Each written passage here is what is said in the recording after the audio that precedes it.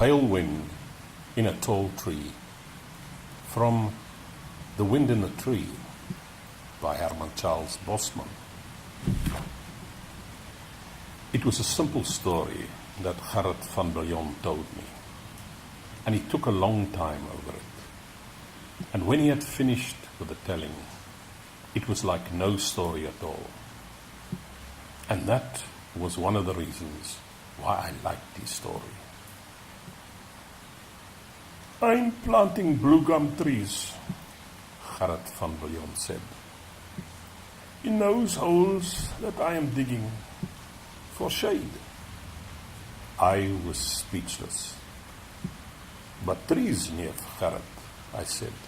Trees? Surely the whole Mariko is full of trees. I mean, there's nothing here but trees. We can't even grow millies. Why? You had to chop down hundreds of trees to clear a space for your homestead and the cattle kraal.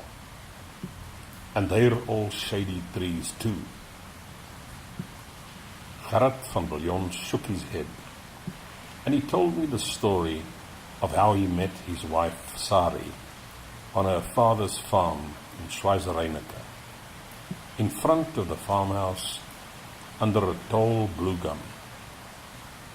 It was a simple story of a boy and a girl who fell in love, of initials carved on a white tree trunk, of a smile in the dusk, and hands touching, and a quick kiss, and tears. Oh, it was a very simple story that Gerrit van Biljon told me.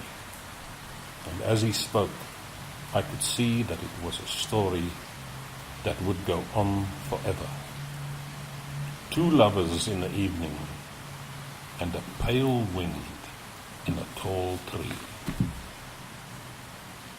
And Sari's red lips, and two hearts haunted forever by the fragrance of the blue gum trees. No, there was nothing at all in that story. It was the sort of thing that happens every day. It was just something foolish about the human heart. And if it had been any other than a blue gum tree, Gerrit van Biljon said, it wouldn't have been the same thing. I knew better, of course, but I did not tell him so. Then Gerrit explained that he was going to plant a row of blue gums in front of his house.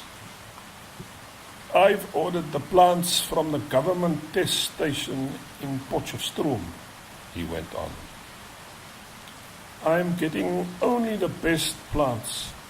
It takes a blue gum only 12 years to grow to its full height. For the first couple of years, the trees will hardly grow at all because of the stones. But after a few years, when the roots have found their way into the deeper parts of the soil, the trunks will shoot up very quickly.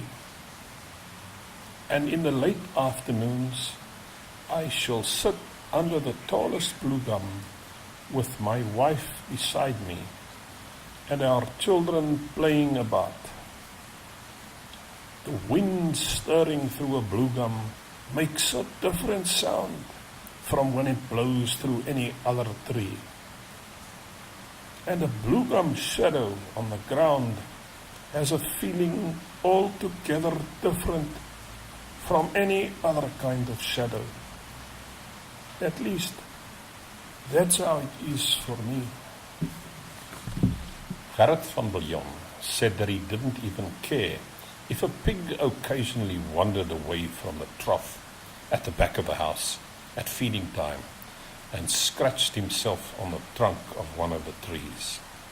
That was how tolerant the thought of the blue gums made him feel. Only, he added rather quickly, I only hope the pig doesn't overdo it. I don't want him to make a habit of it, of course. Perhaps I will even read a book under one of the trees someday, Gerrit said finally. You see, outside of the Bible, I've never read a book. Just bits of newspaper and things. Yes, perhaps I will even read a book. But mostly I will just rest. So that was Gerrit van Billion's story. As he had prophesied, the bluegums, after not seeming to want to grow at all at first, suddenly started to shoot up, and they grew almost to their full height in something over 8 years. And I often saw Sari sitting under the tallest tree with her youngest child playing on the grass beside her.